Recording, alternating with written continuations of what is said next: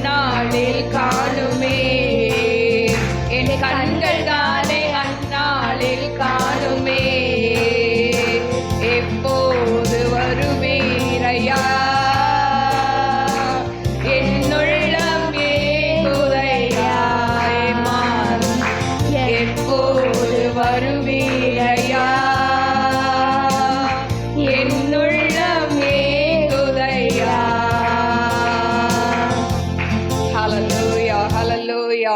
கரங்களை தட்டி ஆண்டவரை மகிமைப்படுத்துவோமா.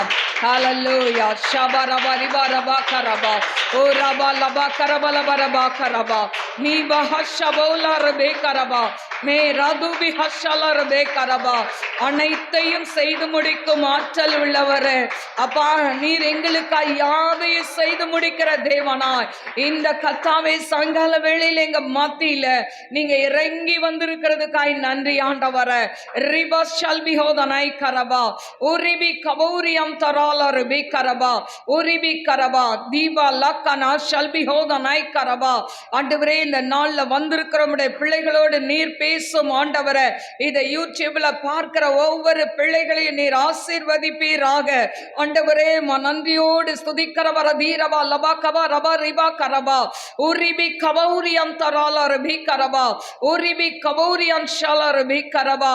எனக்காக இந்த காரியத்தை யார் செய்ய முடியும் என்று சொல்லி இந்த இடத்துல நீ வேதனையோடு வந்திருக்கலாம். ஆனால் ஆண்டவர் சொல்கிறார், உனக்காய் நான் யாவையும் செய்து முடிப்பேன் என்று சொல்லி. ஹalleluya. உனக்காய் யாவையும் செய்து முடிக்கிற தேவனாய் உன் மத்தியில் நான் இறங்கி வந்திருக்கிறேன். சோர்ந்து போகாதே. ரிபக ஷபரபலபரபா. நிச்சயமாய் முடிவு உண்டு.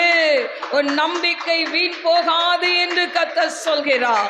ரியாதோலை கன் ஷில்பி ஹோதனாய் கரபா ஊரபா கரபா வீரபா கரபா ஊரபா கரபா தீகா ஷபரபலபரபா கரபா. ஆண்டவர் மரித்த பொழுது ஓ ஹalleluya, அந்த மரித்த அந்த சடலத்தை பார்க்கும்போது நமக்கா யார் அந்த கல்லை புரட்டி தள்ளுவார்கள் என்று சொல்லி அவர்கள் கலங்கின நேரத்துல தூதர்கள் அதை புரட்டினதை பார்க்கிறோம். எனக்கு அருமையான தேவ பிள்ளையே, உன் காரியம் மலை போல இருக்கலாம், மலை போல இருக்கலாம். அப்பா, இந்த பிரச்சனைக்கு ஒரு முடிவு இல்லையா?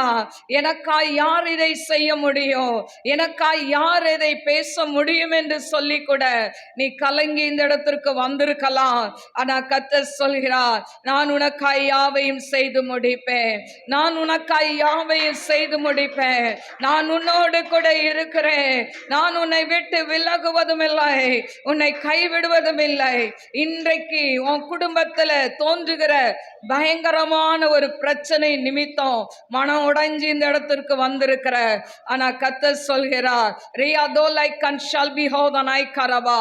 ஆகாததென்று தள்ளின கல் மூளைக்கு தலைக்கல் ஆயிற்று என்று சொன்னது போல நான் உன்னை மாற்றுவேன் என்று கர்த்தர் சொல்கிறார். தோ மயச போலியாதனாய் ரஹதனாய் கம்மன் ஷலரபே கரபா ஊரபா கரபா தீரபா கரபா. மனதில் வேதனையோடு சஞ்சலத்தோடு யார்கிட்ட இதை நான் போய் சொல்ல முடியும், யாரிடத்துல போய் நான் சொல்ல முடியும்? ஆண்டவரே, உம்முடைய பாதத்துல வைத்து ஜெபிக்கிறேன் என்று சொல்லி தேவ சமூகத்தில் நீ வடிக்கிற கண்ணீர் ஓ ரபா அவர் சந்நிதியில் எட்டினது என்று கர்த்தர் சொல்கிறார். ரியாதோ மய சப்லியோதனாய் கரபா ரகந்தரால ரிபி கரபா. உன் கண்ணீர் என் துருத்தில் அல்லவோ இருக்கிறது, என் கண்ணீர் என் துருத்தில் அல்லவோ இருக்கிறது. ஓ ரபா லபா கபா ஷாலா ரபா கரபா. உன் கண்ணீருக்கு பதில் உண்டு, உன் கண்ணீருக்கு பதில் உண்டு. ஐ தோ மய சப்லியோதனாய் கரபா ஓ ரபா கரபா தீரபா. நெடுநாளாய் நீ காத்திருக்கிற காரியம் கர்த்தர் அதில் ஜெயத்தை கொடுக்க வல்லவராய் இருக்கிறார். ஷமஹதனாய் ஓ ரபா லபா கரபா தோ லபா கனா ஷங்கரா தீனா மா கரபா உரிபி கரபா. ஆண்டவரே, உமக்கு நன்றி அப்பா. யூடியூப்ல பார்க்கிற ஒவ்வொரு பிள்ளைகளும் ஆண்டவரே இந்த மெசேஜை என்ன வேதனையோடு பார்த்து கொண்டிருந்தாலும் அப்பா, அவங்க குடும்பத்தில் இருக்கக்கூடிய மலை போல இருக்கிற பிரச்சனைகள் விலகட்டும், விலகட்டும் ஆண்டவரே. எல்லா மாந்திரிக கிரியைகள் அழியட்டும் ஆண்டவரே.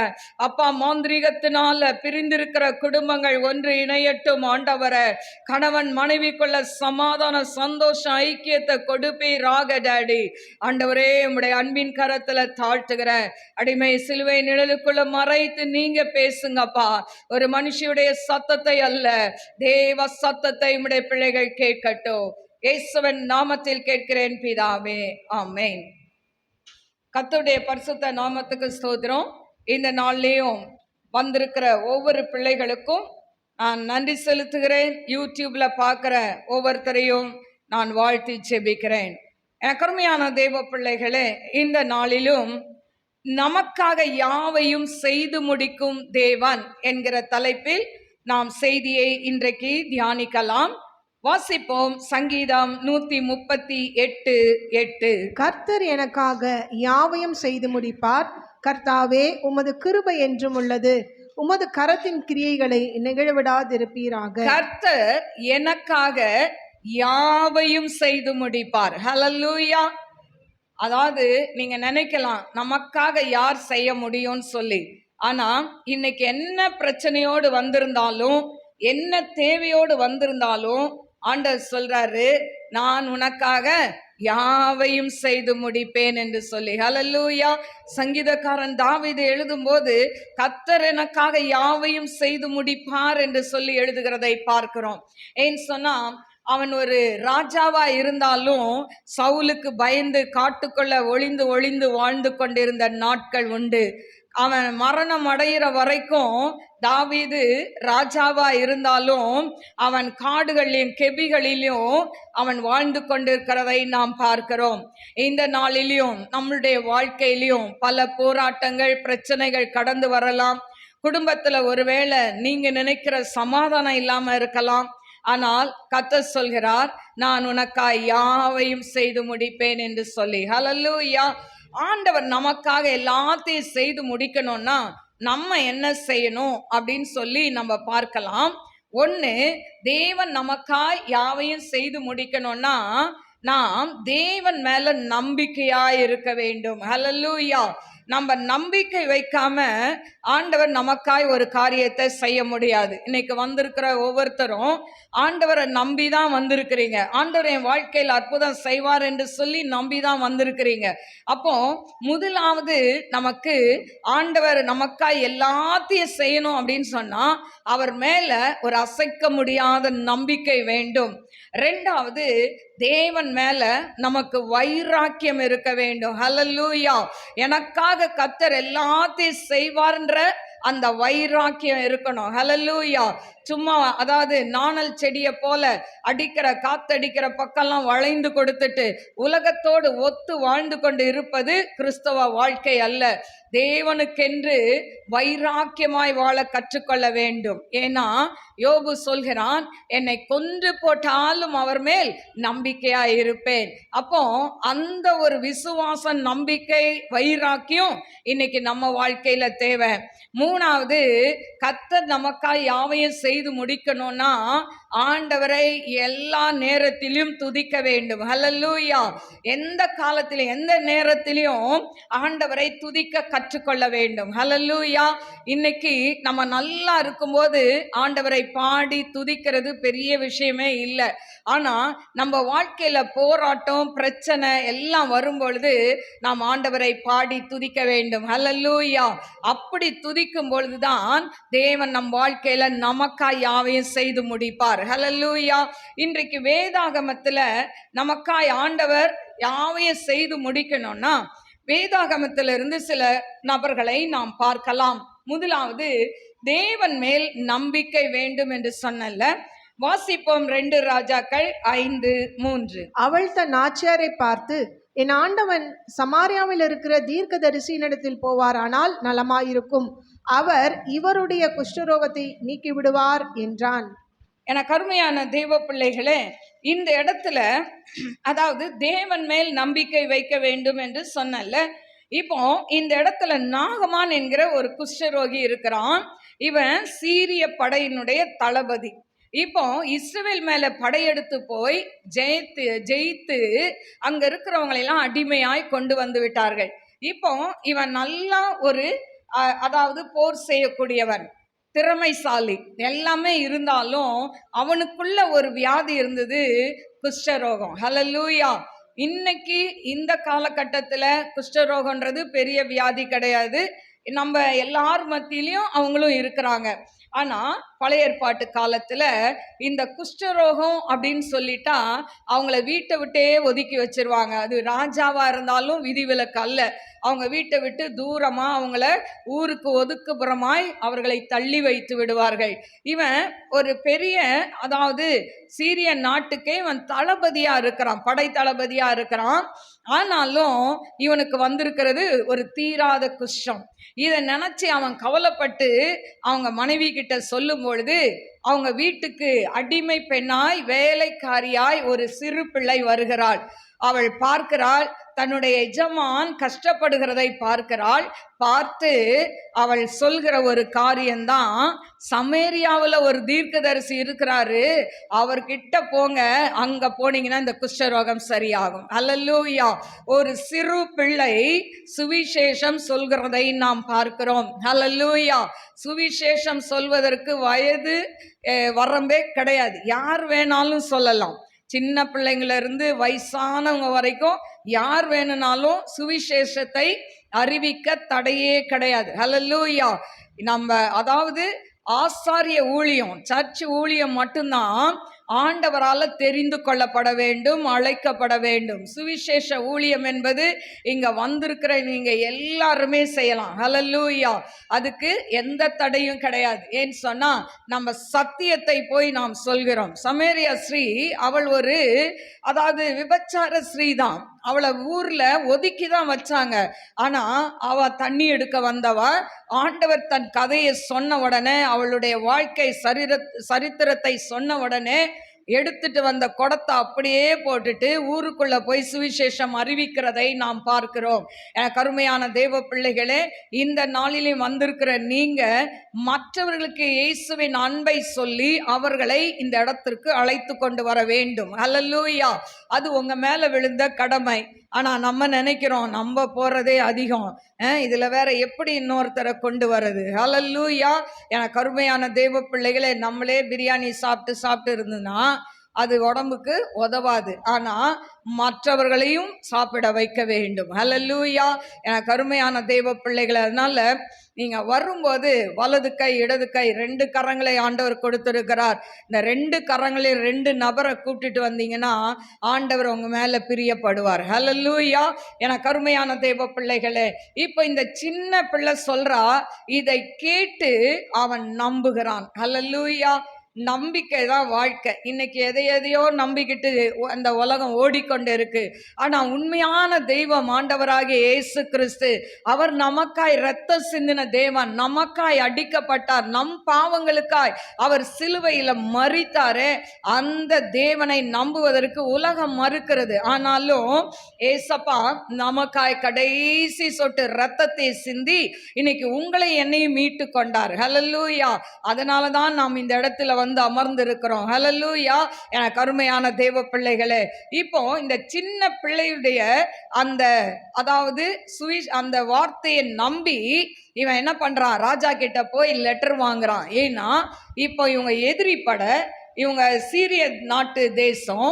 ஆனா இஸ்ரவேல் தேசத்துக்கு என்ன பண்றாங்க, போய் அந்த, அதாவது அங்க போகணும்னா அந்த ராஜா கிட்ட நிருபம் கேட்கணும். இப்ப ராஜாட்ட போய் சொல்றாரு. ராஜா சொல்றான், நல்லது போ அப்படின்னு சொல்லி லெட்டர் எழுதி அவங்களுக்கு வெகுமானங்களை கொடுத்து அனுப்புகிறதை பார்க்கிறோம். 5ஆம் வசனம். அப்பொழுது சீரியாவின் ராஜா, நல்லது, போகலாம், இஸ்ரவேலின் ராஜாவுக்கு நிருபம் தருகிறேன் என்றான். அப்படியே அவன் தன் கையிலே 10 தாலந்து வெள்ளியையும் 6000 சேக்கல் நிறை பொன்னையும் 10 தாலந்து வெள்ளியையும் 6000 சேக்கல் நிறை பொன்னையும் 10 மாற்று வஸ்திரங்களையும் எடுத்துக்கொண்டு போய், இப்ப இதெல்லாம் எடுத்துட்டு போய் இஸ்ரவேல் ராஜா கிட்ட கொடுத்துட்டு சுகமாக்க வேண்டும் என்று சொல்லி அங்க போய் நிருபத்தை, அந்த லெட்டரை கொண்டு கொடுக்கிறான். உடனே இந்த இஸ்ரவேல் ராஜா சொல்றாரு, உன்னை சுகமாக்க நான் என்ன தேவனா என்று சொல்லி அவன் வஸ்திரத்தை கிழித்து கொண்டு நிற்கும் பொழுது அங்க பாத்தீங்கன்னா அந்த அதாவது அந்த தீர்க்கதரிசி என்ன சொல்றாருன்னா, எலிசா தீர்க்கதரிசி, அவனை என் கிட்ட அனுப்புங்க அப்படின்னு சொல்றார். பாருங்க, அதாவது எதிரி படை, அதாவது இந்த இஸ்ரவேலை ஜெயிச்ச எதிரி படையில உள்ள ஒரு படை தளபதி வந்திருக்கிறாரு. ஆனா இந்த எலிசா கொஞ்சமும் மரியாதை கொடுக்காம இருந்த இடத்துல இருந்து கொண்டு அவர் சொல்றாரு, என் கிட்ட அனுப்புங்க அப்படின்னு சொல்றாரு. சரி, இவர் என்ன பண்றாரு, இந்த நாகமான் போறாரு. போகும்போது பார்த்தீங்கன்னா அவரை வரவேற்க அங்க யாருமே இல்லை. ஹல்லேலூயா. ஒரு பெரிய பட தளபதி வரும்போது நிச்சயமா என்ன பண்ணுவாங்க, அவங்கள தடபுடலா வரவேற்பாங்க. ஆனா எலிசா என்ன பண்ணல, வரவேற்கல. ஆனா அவன் வேலைக்காரன் கேயாசி கிட்ட சொல்றான், என்ன சொல்றாரு, யோர்தான்ல போய் 7 முறை முங்கு அப்படின்னு சொல்றார். நீ முங்குனீனா என்ன ஆயிரும், சுகமாயிருவ. இவ்வளவுதான் எனக்கு அருமையான தேவ பிள்ளைகளே. ஆனா இத சொன்ன மாத்திரத்துல இந்த நாகமானுக்கு என்ன வந்துருது, பயங்கர கோபம் வருது. அவனுடைய எதிர்பார்ப்பு என்ன? 5:11. அதற்கு நாகமான் கடும் கோபம் கொண்டு புறப்பட்டு போய் அவன் வெளியே வந்து நின்று தன் தேவனாகிய கர்த்தருடைய நாமத்தை தொழுது தன் கையினால் அந்த இடத்தை தடவி இவ்விதமாய் குஷ்டரோகத்தை நீக்கி விடுவான் என்று எனக்குள் நினைத்திருந்தேன். பாருங்க, இப்ப என்ன நினைக்கிறான், இப்ப நம்ம போனா அவர் வந்து தான் மேல கை வைத்து அந்த குஷ்டரோகத்தை தொட்டு சுகமாக்குவார் என்று சொல்லி இவன் எதிர்பார்ப்போடு வருகிறான். இவன் எதிர்பார்ப்பு அந்த இடத்துல வீணாய் போகிறதை பார்க்கிறோம். அல்லேலூயா. எனக்கு அருமையான தேவ பிள்ளைகளே, இப்படிதான் இந்த நாகமானை போல நாமும் சிலரிடம் போய் எதிர்பார்த்து போய் நிற்கிறோம். அல்லேலூயா. உலகப்பிரமான உதவிக்கு எதிர்பார்த்து நிற்கிறோம். ஐயோ, இவங்க நமக்கு உதவி செய்வாங்களா, நம்ம கஷ்டப்படுறோமே, நமக்கு ஏதாவது பணம் கொடுத்து ஹெல்ப் பண்ணுவாங்களா, இப்படின்னு சொல்லி நம்முடைய சொந்தங்கள் மத்தியில, கூட பிறந்தவங்க மத்தியில, நம்மளுடைய அதாவது நண்பர்கள் மத்தியில கை நீட்டி போய் நிற்கும் பொழுது நீங்க எதிர்பார்த்த வரவேற்பும் இருக்காது, அவங்க உதவி செய்யவும் முடியாது. ஹல்லேலூயா. ஏன்னா கர்த்தர் மட்டும்தான் நமக்காய் யாவையும் செய்து முடிக்க முடியும். ஹல்லேலூயா. பாருங்க, இப்போ அவன் நம்பிக்கையோடு போறான், அவன் ஒரு எதிர்பார்ப்போடு போறான்.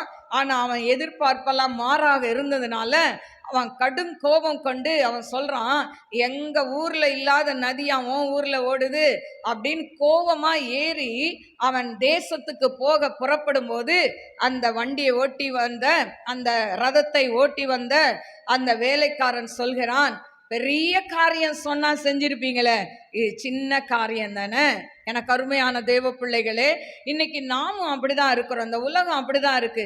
பெரிய காரியத்தை சொன்னா ஈஸியா செஞ்சிருவாங்க. இந்த நோய் உங்களுக்கு சுகமாகும், நீங்க இவ்வளவு காணிக்க போட்டுருங்கன்னா தாராளமா போடுவாங்க. ஆனா இந்த நோய் உங்களுக்கு சுகமாகும், ஆண்டவராக இயேசு கிறிஸ்துவ சொந்த ரட்சகராய் ஏற்றுக்கொள்ளுங்கன்னு சொன்னா அது கஷ்டம் உங்களுக்கு. ஹல்லேலூயா. அதே மாதிரி தான் இந்த நாகமான் கஷ்டப்படுறான். அவன் சொல்றான், அதாவது கோபமாய் போக இருந்த அவனை வேலைக்காரன் சமாதானப்படுத்தி இப்ப என்ன பண்றான், வேண்டா வெறுப்பா அந்த யோர்தான்ல 1 2 3ன்னு முங்கி முங்கி கைய பார்க்கறான். ஒண்ணுமே நடக்கல. 7 முறை முங்கின பிறகு அவனுடைய கரங்கள் சிறு குழந்தையின் கரங்களை போல அவன் தோலெல்லாம் மாறினதாம். அல்லேலூயா. எனக்கு அருமையான தேவ பிள்ளைகளே, நம்மளும் நம்ம வாழ்க்கையில கீழ்ப்படிதல் வேணும். அதுதான் ஆண்டவருக்கு ரொம்ப ரொம்ப பிரியம். எப்படி அவன் சொன்ன மாதிரி 7 முறை 6 முறை முங்கியிருந்தா கூட அவன் சுகமா இருக்கவே முடியாது. 7 முறை அந்த ஆண்டவருடைய வார்த்தைக்கு கீழ்ப்படிஞ்சதுனால ஆண்டவர் என்ன பண்றாரு, அவனை சுகப்படுத்துகிறார். ஹல்லேலூயா. எனக்கு அருமையான தேவ பிள்ளைகளே, இந்த நாளிலும் உங்க வாழ்க்கையிலும் அப்படிதான். ஆண்டவர் எதை செய்ய சொல்கிறாரோ அதை நாம் என்ன பண்ணணும், மனமுகந்து செய்ய வேண்டும். ஹல்லேலூயா. ஆண்டவர் போ அப்படின்னு சொன்னா மறுவார்த்தை பேசாம நம்ம போகணும். ஆண்டவர் இருன்னு சொன்னா அந்த இடத்துல நாம் என்ன பண்ணணும், இருக்கணும். ஹல்லேலூயா. அதுதான் ஆண்டவர் நம்மிடத்துல விரும்புகிற ஒரு காரியம். இப்போ இவன் சுகமானவன ஒரே சந்தோஷம். இவன் எலிசாக்கு போய் என்ன பண்ணணும், அதாவது காணிக்கை கொடுக்கணும்னு போகும்போது எலிசா சொல்றாரு, காணிக்கைலாம் எனக்கு வேண்டாம் அப்படின்னு சொல்லி அவன் சொல்லும் பொழுது பாத்தீங்கன்னா 16ஆம் வசனம் வாசிக்கலாமா? அதற்கு அவன், நான் வாங்குகிறது இல்லை என்று கர்த்தருக்கு முன்பாக அவருடைய ஜீவனை கொண்டு சொல்லுகிறேன் என்றான். வாங்க வேண்டும் என்று அவனை வருந்தினாலும் தட்டுதல் பண்ணிவிட்டான். பாருங்க, காணிக்கையை கொடுத்து வாங்கிக்கோ வாங்கிக்கோன்னு சொல்லும் போது கூட அவன் வேண்டாம் என்று தட்டுதல் செய்து விடுகிறான். ஹல்லேலூயா. பாருங்க, பலியை பார்க்கிலும் கீழ்ப்படிதல் உத்தமம். ஆண்டவர் பாத்தீங்கன்னா, ஆண்டவர் சொல்றாரு பலியை பார்க்கிலும் கீழ்ப்படிதல் உத்தமம். அதே மாதிரிதான் எலிசா சொல்றாரு, உன் காணிக்கலாம் வேணாம், நீ ஆண்டவரை ஏத்துக்கிட்டு போயிட்டே இரு அப்படின்ட்டாரு. இப்போ அவன் சந்தோஷத்தோட அவங்க ஊருக்கு போகும்போது எனக்கு அருமையான தேவ பிள்ளைகளே, இந்த கேயாசி பொய் சொல்லி அவன் என்ன பண்றான், அந்த குஷ்டரோகத்தை அவன் வாங்கி கொள்கிறதை நாம் பார்க்கிறோம். இன்றைக்கும் நம் வாழ்க்கையில பொய் என்பது ஒரு சாதாரண பாவம் இல்லை. ஏன்னு சொன்னா, அந்த வெளிப்படுத்தல் 21:8 சொல்லப்பட்டபடி பொய்யர்கள் அக்கினி கடலில் தள்ளப்படுவார்கள், அங்கே அழுகையும் பற்கடிப்புமாய் இருக்கும் என்று வேதம் சொல்கிறது. அதனால பொய்யை நம்ம என்ன பண்ணணும், கட்டாயம் அந்த பொய் பேசுறதுல இருந்து வெளியே வரணும். ஆண்டவர்கிட்ட கேளுங்க. எனக்கு அருமையான தேவ பிள்ளைகளே, பொய் சொல்லி அந்த கேயாசி எதை வருவித்து கொண்டான், அந்த நாகமானுடைய குஷ்டம் அவனுக்கு வந்தது என்று வேதத்தில் பார்க்கிறோம். ஆனால் இந்த நாகமான் வாழ்க்கையை எடுத்துக்கொண்டால் கர்த்தர் அவனுக்காய் யாவையும் செய்து முடித்தார். அவன் ஒரு ஆண்டவரை அறியாதவன், ஆண்டவரை அறியாத ஒரு மகன்தான். ஆனாலும் ஆண்டவரை நம்பினான். ஹல்லேலூயா. இன்னைக்கு கிறிஸ்தவர்கள் கூட ஆண்டவரை நம்ப மறுக்கிறார்கள். ஆனால் ஆண்டவரை அறியாத ஜனங்கள் ஆண்டவர் மெய்யான கடவுள் என்பதை அவங்க ருசி பார்த்துட்டா அவங்கள விடவே மாட்டாங்க. ஹல்லேலூயா. எனக்கு அருமையான தேவ பிள்ளைகளே, இந்த நாகமான் அதற்கு பிறகு என்ன பண்ணல, அவன் அதாவது மற்ற காரியங்களை வணங்காதபடி ஆண்டவரே மெய்யான தெய்வம் என்று சொல்லி அறிந்து கொண்டு அவரையே அவன் வணங்கி நின்றான். ஹல்லேலூயா. எனக்கு அருமையான தேவ பிள்ளைகளே, அதனாலதான் இந்த நாகமானுக்கு ஆண்டவர் யாவையும் செய்து முடித்தார். ஹல்லேலூயா. இன்னைக்கு உங்க வாழ்க்கையில கூட நீங்க என்னென்ன பிரச்சனையோடு வந்திருக்கிறீங்க ஆண்டவருக்கு தெரியும். ஆண்டவர் சொல்றார், நான் உனக்காக எல்லாவற்றையும் செய்து முடிப்பேன்னு சொல்லி. ஹல்லேலூயா. அவர் ஏற்கனவே சிலுவையில எல்லாவற்றையும் செய்து முடிச்சிட்டாரு. ஆனாலும் ஆண்டவர் சொல்றாரு, நான் உனக்கா யாவையும் செய்து முடிப்பேன், கர்த்தர் எனக்கா யாவையும் செய்து முடிப்பார் அப்படின்னு தாவீது சொல்றான். இன்னைக்கு உங்க வாழ்க்கையில எந்தெந்த காரியங்கள் நிறைவேறல, எதுல உங்க தேவைகள் இருக்கோ அதை நீங்க ஜெபிக்கும் போது அந்த காரியத்துல உங்களுக்காய் அவர் யாவையும் செய்து முடிப்பார். ரெண்டாவது, நம்ம வாழ்க்கையில தேவன் நமக்கு யாவையும் செய்து முடிக்க வேண்டும் என்று சொன்னால் நாம் அடுத்தது என்ன செய்ய வேண்டும் அப்படின்னு சொன்னா, எனக்கு அருமையான தேவ பிள்ளைகளே, நாம் தேவன் மேல் வைராக்கியமாய் இருக்க வேண்டும். ஹல்லேலூயா. வைராக்கியம் தேவை. ஹல்லேலூயா.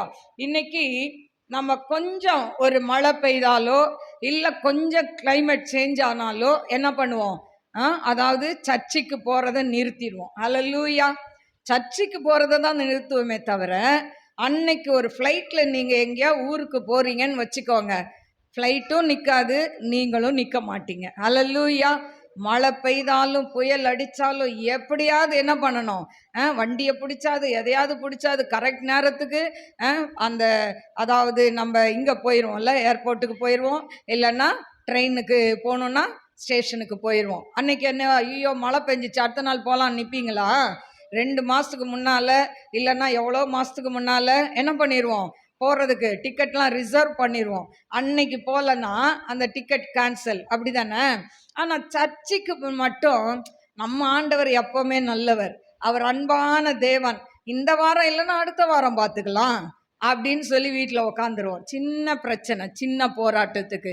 கருமையான தேவ பிள்ளைகளே, இதில் பார்த்தீங்கன்னா ஆண்டவர் மேலே ஒரு வைராக்கியம் இருக்கணும், தாகம் இருக்கணும், காலையில் எழுந்து ஜெபிக்கணுன்ற ஒரு வைராக்கியம் இருக்கணும், வேதத்தை வாசிக்கணுன்ற வைராக்கியம் இருக்கணும். சின்ன பிள்ளைங்களாம் நல்லா கவனிங்க. ஹல்லேலூயா.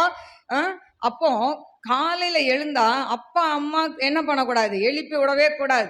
ஆண்டவரே என்னை 4 மணிக்கு எழுப்புங்க, 5 மணிக்கு எழுப்புங்க ஆண்டவர்கிட்ட சொல்லிட்டு படுத்தீங்கன்னா அலாரம் அடிக்கிற மாதிரி டான்னு கரெக்டாக எழுப்பி விட்டுருவார். நீங்கள் இந்த சின்ன வயசுலேருந்தே அந்த பழக்கத்துக்குள்ளே வந்தீங்கன்னா முதிர் வயதிலும் இதை விடாதிருப்பீர்கள் என்று வேதம் சொல்கிறது. ஹல்லேலூயா. என கருமையான தெய்வ பிள்ளைகளே, இப்போ வைராக்கியமாக இருந்த ஒரு நபரை உங்களுக்கு நான் சொல்ல விரும்புகிறேன். சாத்ராக், மேஷாக், ஆபேத்நேகோ என்பவர்கள் ராஜாவை நோக்கி, நெபுகாத் நேச்சாரே, இந்த காரியத்தை குறித்து உமக்கு உத்தரவு சொல்ல எங்களுக்கு அவசியமில்லை. நாங்கள் ஆராதிக்கிற எங்கள் தேவன் எங்களை தப்புவிக்க வல்லவராய் இருக்கிறார். அவர் எரிகிற அக்கினி சூளைக்கும் ராஜாவாகிய உம்முடைய கைக்கும் நீங்களாக்கி விடுவிப்பார். விடுவிக்காமற் போனாலும் நாங்கள் உம்முடைய தேவர்களுக்கு ஆராதனை செய்வதும் இல்லை. நீர் நிறுத்தின பொற்சிலையை பணிந்து கொள்வதும் இல்லை என்கிறது ராஜாவாகிய உமக்கு தெரிந்திருக்க கடவது என்றார்கள். அல்லேலூயா.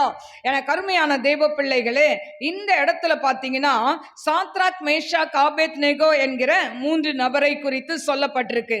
என கருமையான தேவ ஜனமே, இந்த இடத்துல நேபுகாத்நேச்சார் 60 முழ உயரம் 6 முழ அகலமான ஒரு பொற்சிலையை செய்து வைத்து கிண்ணறம், நாகஸ்வரம், எக்காலம் இதெல்லாம் வாசிக்கும் போது ஜனங்கள் எங்க இருந்தாலும், ரோட்ல எங்க போனாலும், எந்த இடத்துல இருந்தாலும் அந்த விக்கிரகத்தை தாழ விழுந்து பணிந்து கொள்ள வேண்டும் என்று அந்த நாட்டில் ஒரு சட்டத்தை பிறப்பிக்கிறார்கள். இந்த சட்டம் வந்த உடனே எல்லாம் இந்த கிண்ணறம், நாகஸ்வரம் அதெல்லாம் வாசிக்கும் போது ஜனங்கள் பணிந்து கொள்வார்களாம். அப்படி பணிந்து கொள்ளாதவர்களை அவங்க என்ன பண்ணுவாங்களாம், அக்கினி சூளை ஒன்று ஏற்படுத்தி அந்த எரிகிற அக்கினி சூளையில கொண்டு போட்டுருவாங்களாம் உயிரோட. அல்லேலூயா. இதுக்கு பயந்து எல்லாரும் என்ன பண்றாங்க, அதை பணிந்து கொள்கிறார்கள். அல்லேலூயா. ஆனா அதுல அந்த நாட்டுல அடிமையாய் வந்த தானியேலோடு வந்த நண்பர்கள் 3 பேர், சாத்ராக், மேஷாக், ஆபேத்நேகோ, இந்த 3 பேர் மட்டும் பணிந்து கொள்ளவில்லை. இது ராஜா கிட்ட போது ராஜா கேட்கிறார், ஏன் பணிந்து கொள்ளல, ஏன் நீங்க அதை வணங்கல அப்படின்னு கேட்கும்போது அவங்க சொல்றாங்க, அதாவது வேலை சம்பந்தமா கேட்டா நாங்க சொல்லுவோம், ஆனா இதை பத்தி சொல்ல, அதாவது இந்த காரியத்தை குறித்து உமக்கு உத்தரவு சொல்ல எங்களுக்கு அவசியம் இல்லை. ஹல்லேலூயா. பாருங்க, ஒரு அடிமையா இந்த நாட்டுக்கு வந்தவங்க, ஆனா அவங்க ராஜா கிட்ட எப்படி எதிர்த்து பேசுறாங்க, நாங்க உங்களுக்கு பதில் சொல்லணும்னு அவசியம் கிடையாது. ஹல்லேலூயா. ஏன்னா தேவன் மேல ஒரு வைராக்கியம், உயிரை பத்தி அவங்களுக்கு கவலையே இல்லை. ஹல்லேலூயா. ஆண்டவருடைய பிள்ளைங்க அடிக்கடி சொல்லுவேன், இங்க கண்ணை மூடனா எங்க கண்ணை திறக்கணும், ஆண்டவருடைய ராஜ்யத்தில். ஹல்லேலூயா. நமக்கென்று வைத்திருக்கிற இளைப்பாறுதல் ஸ்தலத்துல கண்ணை திறக்கணும். ஹல்லேலூயா. நம்ம மரித்த உடனே நம்ம ஆத்துமா அதாவது தன்னை தந்த தேவனிடத்துக்கு போயிடும். அல்லேலூயா. ஆனா இந்த உலகப்புறமா பாவத்திலையும் சாபத்திலையும் மரிக்கிறவங்க நரகத்துக்கு போவார்கள். அல்லேலூயா. என கருமையான தேவ பிள்ளையை, இதுதான் கிறிஸ்தவர்களுக்கு கொடுத்த ஒரு பெரிய கிஃப்ட். அல்லேலூயா. காலையில பிரசங்கம் கேட்டீங்கல்ல, நித்திய வாழ்வு, நித்திய வாழ்க்கை வேணும்னா என்ன பண்ணணும், ஆண்டவருக்கு உண்மையா இருக்கணும்ல. ஹல்லேலூயா. அதே போலதான் இந்த தானியேல் வாழ்க்கையில சாவ கண்டு அஞ்சல, எரிகிற அக்கினி சூளையை பார்த்து பயப்படல. அவங்க என்ன பண்ணாங்க, நாங்கள் ஆராதிக்கிற தேவன் எங்களை தப்புவிப்பார், தப்புவிக்காம போனா கூட பரவாயில்ல, நீ நிறுத்தின சிலைய நாங்க வணங்க மாட்டோம். ஹல்லேலூயா. இன்னைக்கு அந்த வைராக்கியம் இருக்கணும். சின்ன சின்ன காரியத்துல ஆண்டவருக்கு எதெல்லாம் பிடிக்கலையோ அதுல வைராக்கியமாய் நாம் நிற்க வேண்டும். வேலை ஸ்தலத்தினாலும் சரி, நம்முடைய பிஸ்னஸோ, வேலையோ, ஸ்கூலோ, காலேஜோ, எந்த இடத்துல இருந்தாலும் ஆண்டவருக்கு பிரியமாய் நாம் வாழ கற்றுக்கொள்ள வேண்டும். இவங்க எதிர்த்து நின்ன உடனே ராஜாக்கு ரொம்ப ரொம்ப கோபம் வந்து அந்த அக்கினி சூளை, எரிந்து கொண்டிருக்கிற அக்கினி சூளையே 7 மடங்கு சூடாக்குறான். ஹல்லேலூயா. 7 மடங்கு அதை சூடாக்குன்னு சொல்லி அதுல கொண்டு போட சொல்றான். அதுல கொண்டு போடுறது பாருங்க, சாதாரண ஆட்கள் அல்ல, இராணுவத்துல பலசாலியான ஆட்கள். அவங்கள என்ன பண்றாங்க, நல்லா கட்டி கொண்டு போய் போடுறாங்க. போட்டவங்க கருகி செத்துட்டாங்க. அவங்கள தூக்கிட்டு போனவங்க அந்த அக்கினி சூளை, அந்த வெப்பம் தாங்காம தூக்கிட்டு போனவங்க மரிச்சாங்களே தவிர, இவங்க 3 பேரும் ஏர் கண்டிஷன்ல உலாவி வர்றது மாதிரி அந்த தீக்குள்ள உலாவி வராங்க. அதுல 4வது நபர் ஆண்டவராகிய, அதாவது தேவன் அந்த இடத்துல உலாவி கொண்டிருந்தார் என்று சொல்லி ராஜா கண்கள் பார்க்கிறது. 24ஆம் வசனம், 25. அதற்கு அவன், இதோ 4 பேர் விடுதலையாய் அக்கினியின் நடுவிலே உலாவுகிறதை காண்கிறேன், அவர்களுக்கு ஒரு சேதமும் இல்லை, 4ஆம் ஆளின் சாயல் தேவபுத்திரனுக்கு ஒப்பாய் இருக்கிறது என்றான். 4வது ஆளின் சாயல் எப்படி இருக்கான், தேவபுத்திரனுக்கு ஒப்பாய் இருக்கிறது. யாருடைய கண்ணு பார்க்குது, கூட இருந்தவங்க கண்ணு இல்லை, வேலைக்காரங்க கண்ணு இல்லை, கூட இருக்கிற போர்ச்சேவர்கள் கண்கள் அல்ல, ராஜாவின் கண்களை கர்த்தர் திறக்கிறார். ஹல்லேலூயா. இன்னைக்கு உங்களுக்கு விரோதமாய் யாரெல்லாம் மாந்திரிக காரியம் செய்யறாங்களோ அவங்க கண்களை திறந்து கர்த்தர் உங்களோடு இருக்கிறத அவங்க பார்ப்பாங்க. ஹல்லேலூயா. என கருமையான தேவ பிள்ளைகளே, அவர் நமக்கு யாவையும் செய்து முடிக்கிறார் என்பதை அவர்கள் கண்கள் காணும். ஹல்லேலூயா. ஹல்லேலூயா, ஹல்லேலூயா. நினைப்பாங்க, என்னடா இவங்களுக்கு விரோதமா இத்தனை மாந்திரிகம் செய்றோம், இத்தனை காரியங்களை ஏவி விடுறோம், இத்தனை பிசாசுகள் கடந்து போகுது, இத்தனை குட்டி சாத்தான அனுப்புறோம், ஒன்றும் செய்ய முடியலையே, ஒன்றும் செய்ய முடியலையே. ஏன்? என கருமையான தேவ பிள்ளைகளே, அதுதான் கர்த்தர் நமக்காய் யாவையும் செய்து முடிப்பார். ஹல்லேலூயா. அதனால சோர்ந்து போகாதீங்க. மந்திரம் பண்றவங்க பண்ணிக்கிட்டே இருக்கட்டும், அவங்க பணம் தான் வேஸ்ட். ஹல்லேலூயா. நம்ம பணம் ஒண்ணுமே வேஸ்ட் ஆகாது, நம்மளும் வேஸ்ட் ஆக மாட்டோம். ஹல்லேலூயா. ஆண்டவர் அவங்க நம்மளை விழணும்னு செய்யற இடத்துல நம்மளை நிமிர்ந்து நிற்க வைக்கிற தேவன் தான் நம் தேவன். ஹல்லேலூயா. இப்போ இவங்கெல்லாம் பொறாமையில இவங்களை பிடிச்சி உள்ள போட்டு இப்படி எல்லாம் பண்ணாங்க. ஆனா ஆண்டவர் யாரை தொடணுமோ அவங்கள தொட்டுட்டார். ஹல்லேலூயா. தானியேல் சிங்கக்கபில இருக்கும்போது அந்த தானியேல் சிங்கக்கபிக்குள்ள போய் தூங்குறான், சிங்கம் மடியில படுத்து தூங்குறான். ஆனா அந்த தாவீத உள்ளப்பட்ட தரையு ராஜா என்ன பண்றாரு? கீத வாத்தியத்தெல்லாம் நிறுத்திட்டாரு, மியூசிக்கெல்லாம் நிறுத்திட்டாரு. ஹல்லேலூயா. அப்போ தானியேல் பாருங்க, அந்த இடத்துல சிங்கத்தின் மடியில அவன் படுத்து தூங்குகிறதை பார்க்கிறோம். இப்போ அந்த சிங்கம் அவனை சேதப்படுத்தல, ஆனா தரையராஜாக்கு தூக்கமே வரல. ஹல்லேலூயா. இன்னைக்கு யாரெல்லாம் உங்களுக்கு விரோதமா மாந்திரிகம் பண்றாங்களோ அவங்களுக்கு தூக்கமே வராது. ஹல்லேலூயா. உங்களை தூங்கக்கூடாது, உங்களை பைத்தியமாதி ஊற சுத்தணும் அப்படின்னு செய்கிறாங்களா, அவங்களுக்கு தூக்கமே வராது. ஹல்லேலூயா. என கருமையான தேவ பிள்ளைகளே, கர்த்தர் அப்படி செய்வார். ஹல்லேலூயா.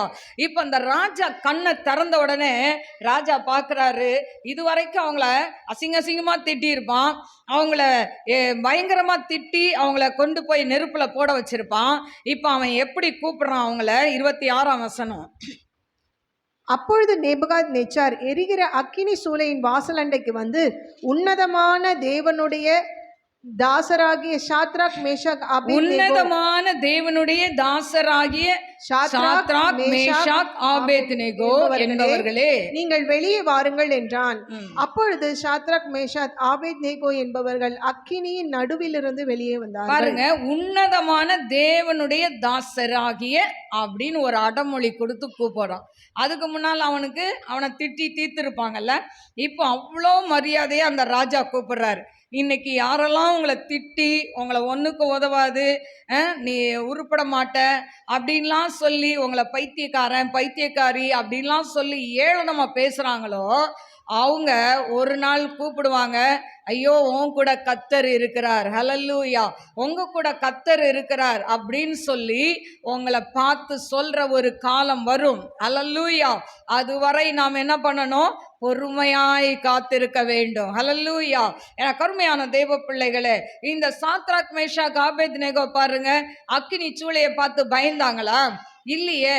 ஐயோ எரியுமே, இதுக்குள்ள போனான்னு நினைச்சாங்களா? செத்தாலும் சாகுறேன். யார் சொன்னது இந்த வார்த்தையை? செத்தாலும் சாகுறேன். சொல்லுங்க பாப்பா. எஸ்தர். ஹல்லேலூயா. எஸ்தர் ராஜாத்தி சொன்னார், செத்தாலும் நான் சாகுறேன், ராஜா கிட்ட போறேன். ஹல்லேலூயா.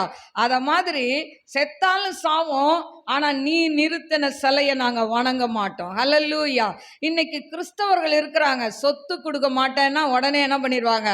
ஆண்டவரை இந்த யூதாஸோட கேவலமா 30 வெள்ளிக்காசு அவன் காட்டி கொடுத்தான், அதோட கேவலமா இவங்க வித்துருவாங்க ஆண்டவரை. ஹல்லேலூயா. எங்களுக்கு சொத்து தான் வேணும். ஹல்லேலூயா.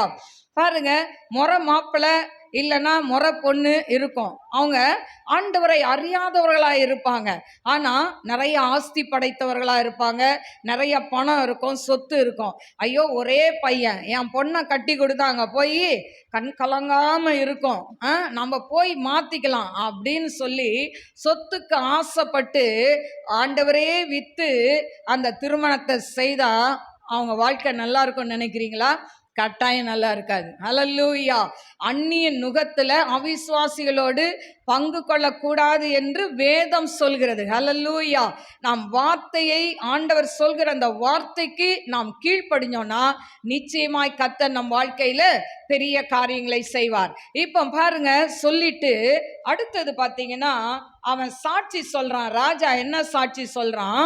அவன் அதாவது, அப்பொழுது நேபுகாத் நேச்சார் வசனித்து, சாத்ராக் மேஷாக் ஆபேத்நேகோ என்பவர்களுடைய தேவனுக்கு ஸ்தோத்திரம், அவர்கள் தங்களுடைய தேவனை தவிர வேறு ஒரு தேவனையும் சேவித்து பணியாமல் அவரையே நம்பி ராஜாவின் கட்டளையை தள்ளி தங்கள் சரீரங்களை ஒப்பு கொடுத்ததினால் அவர் தமது தூதனை அனுப்பி தம்முடைய தாசரை விடுவித்தார். அவர்கள் தங்களுடைய தேவனை தவிர வேறொரு தேவனையும் சேவித்து பணியாமல். பாத்தீங்களா, அந்த புறஜாதி ராஜா, ஆண்டவரை அறியாதவன், அவன் சொல்ற சாட்சி என்ன? அவங்க வேற தேவனை அவங்க வணங்கல, அதையெல்லாம் அவங்க பணியாததுனால அவரையே நம்பி, யாரை நம்பி? தேவனையே நம்பி ராஜாவின் கட்டளையை தள்ளி, ராஜாவாச்சே அப்படின்னு பயம் இல்லை, ஐயோ நம்ம அடிமையாச்சே பயம் இல்லை, அவர் கட்டளையை தள்ளி தங்கள் சரீரங்களை ஒப்பு கொடுத்ததினால் அவர் தமது தூதனை அனுப்பி தம்முடைய தாசரை விடுவித்தார். ஹல்லேலூயா! யார் சொல்ற சாட்சிங்க? ஆண்டவரை அறியாத ஒரு ராஜா சொல்ற சாட்சி. இன்னைக்கு உங்களை பார்த்து மற்றவங்க இந்த சாட்சியை சொல்லணும்.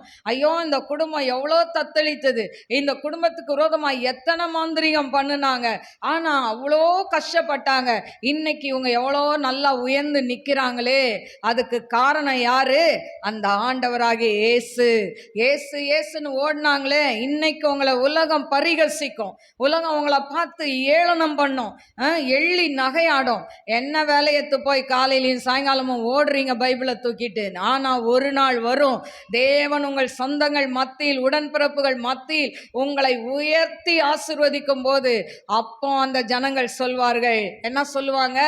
கர்த்தர் உன்னோடு கூட இருக்கிறார், அவர் உனக்கா யாவையும் செய்து முடிச்சிருக்கிறார் அவங்க சொல்லுவாங்க. ஹல்லேலூயா! என கருமையான தெய்வ பிள்ளைகளே, அது மட்டும் இல்ல, நாட்டில் ஒரு சட்டத்தை கொண்டு வராரு. 29 ஆதலால் சாத்ராக் மேஷாக் ஆபேத்நேகோ என்பவர்களுடைய தேவனுக்கு விரோதமாக தூஷண வார்த்தைகளை சொல்லுகிற எந்த ஜனத்தானும் எந்த ஜாதியானும் எந்த பாஷைக்காரனும் துண்டித்து போடப்படுவான், அவன் வீடு எருக்களமாக்கப்படும் என்று என்னாலே தீர்மானிக்கப்படுகிறது. இவ்விதமாய் ரட்சிக்கத்தக்க தேவன் ஒருவரும் ரட்சிக்கத்தக்க தேவன் வேறொருவரும் இல்லை என்றான். எவ்வளவு ஒரு அருமையான சாட்சி பாருங்க. ஹல்லேலூயா! நாட்டுல சட்டம் என்ன வருது? அந்த தேவனுக்கு விரோதமாய் தூஷண வார்த்தையை சொன்னா அவங்க வீடு எருக்களமாயிரோன்றார். அல்லேலூயா! அதுக்கு முன்னால ஒரு சிலையை வச்சுட்டு என்ன சொன்னாரு? இதெல்லாம் பணியணும்னாரு. அதே ராஜாவை ஆண்டவர் சட்டத்தை அவர் மூலமாவே கொண்டு வருகிறதை பார்க்கிறோம். அல்லேலூயா! எந்த பார்வோன் அரண்மனையில 2 வயது உட்பட்ட பிள்ளைகளை கொலை செய்யணும்னு சொன்னாங்களோ, அதே ராஜா வீட்டில் மோசே வளர்கிறதை நாம் பார்க்கிறோம். அல்லேலூயா! என கருமையான தேவ பிள்ளைகளே, யார் உங்களை அழிக்கணும்னு நினைச்சாலும் ஆண்டவருடைய பிள்ளைகளை அழிக்கவே முடியாது. ஹல்லேலூயா! ஏன் சொன்னா, நாம் அவருடைய பலத்த கரத்துக்குள் நாம் என்ன பண்றோம்? நாம் இருக்கிறோம். அவர் செட்டைக்குள் இருக்கிறோம். அவர் செட்டைக்குள்ள இருக்கிறவங்களுக்கு எந்த ஒரு ஆபத்தும் வராது. ஹல்லேலூயா! அவர் நம்மளை பாதுகாத்துக் கொள்வார். ஹல்லேலூயா! அது மட்டும் இல்ல, அவங்களுக்கு உயர்வை கொடுக்கிறார். 30ஆம் வசனத்துல சாத்ராக் மேஷாக் ஆபேத்நேகோ என்பவர்களை பாபிலோன் தேசத்திலே உயர்த்தினான். பாருங்க, பாபிலோன் தேசத்துல உயர்ந்த இடத்துல வைக்கிறதை நாம் பார்க்கிறோம். ஹல்லேலூயா! அப்போ கர்த்தர் எவ்வளவு நல்லவர். இன்னைக்கு நீங்க கஷ்டப்படுறீங்களா? உங்க ஆபீஸ்ல கஷ்டப்படுறீங்களா? வேலையில கஷ்டப்படுறீங்களா? வீட்டுல கஷ்டப்படுறீங்களா? ஆனா இதெல்லாம் ஒரு நாள் மாறும். கர்த்தர் உங்களை உயர்த்தி ஆசீர்வதிப்பார். எந்த இடத்துல நீ உதவாதவன் உங்களை தள்ளி விட்டுருக்கலாம், வேலையில உங்களை, அதாவது மேல இருக்கிற போஸ்டிங்ல இருந்து கீழே தள்ளி விட்டுருக்கலாம், ஆனா ஆண்டவர் என்ன பண்ணுவார்? மறுபடி அதை உயர்த்தி உங்களை ஆசீர்வதிக்க அவர் வல்லவராய் இருக்கிறார். ஹல்லேலூயா! என கருமையான தேவ பிள்ளைகளே, முதல்ல என்ன சொன்னேன்? தேவன் நமக்கா யாவையும் செய்து முடிக்கணும்னா என்ன பண்ணணும்? நம்பிக்கை, தேவன் மேல நம்பிக்கையா இருக்கணும். 2வது வைராக்கியமா இருக்கணும். இப்ப 3வது ஒன்றை நாம் பார்க்கலாம். என கருமையான தேவ பிள்ளைகளே, தேவனை துதிக்க வேண்டும். தேவன் நமக்கா யாவையும் செய்யணும்னா என்ன பண்ணணும்? தேவனை துதிக்க வேண்டும். ரோமர் 1:21 வாசிக்கலாமா? ரோமர் 1. அவர்கள் தேவனை அறிந்தும் அவரை தேவனென்று மகிமைப்படுத்தாமலும் ஸ்தோத்திரியாமலும் இருந்து தங்கள் சிந்தைகளினாலே வீணரானார்கள். உணர்வில்லாத அவர்களுடைய இருதயம் இருள் அடைந்தது. அவர்கள் தேவனை அறிந்தும் அவரை தேவன் என்று மகிமைப்படுத்தாமலும் ஸ்தோத்தரியாமலும் இருந்து தங்கள் சிந்தனைகளினாலே வீணரானார்கள். உணர்வில்லாத அவர்களுடைய இருதயம் எப்படி இருக்குதாம்? இருள் அடைந்தது. ஹல்லேலூயா. அப்ப ஆண்டவரை என்ன பண்ணணும்? அவரை அறிந்தவர்கள் தேவன் என்று அவரை மகிமைப்படுத்த வேண்டும், அவரை ஸ்தோத்தரிக்க வேண்டும். ஹல்லேலூயா. இந்த ஜனத்தை எனக்கென்று ஏற்படுத்தினேன், இவர்கள் என் துதியை சொல்லி வருவார்கள்.